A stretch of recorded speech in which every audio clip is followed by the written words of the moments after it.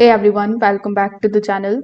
In today's quick video, I'm going to show you exactly how to fix the HyperX Cloud 3 not showing up on NGENUITY in 2026. So to begin with, HyperX Cloud 3 wireless should normally be detected by HyperX NGENUITY, but the issues can happen due to connection, drivers or software glitches.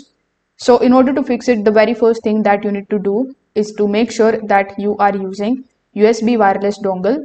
If you try using Bluetooth or wired AUX connection, NGENUITY will not detect the headset.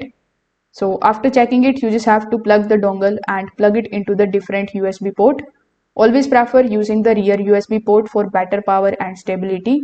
Then you just have to cut your NGENUITY software and you just have to reopen it. After doing this, you just have to wait for some time until it finds your device. Now you can also press Windows plus X on your keyboard, or you can also right click on this start button and then click on the option of device manager.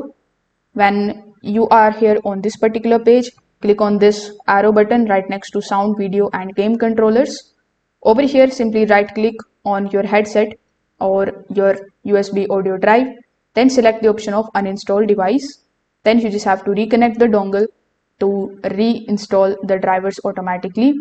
So when you do this, again open NGENUITY software and see now if your headset appears after reconnecting.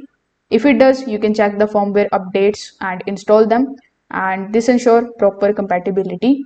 So if this video helped you out, make sure that you like this video and subscribe to the channel. Thanks for watching.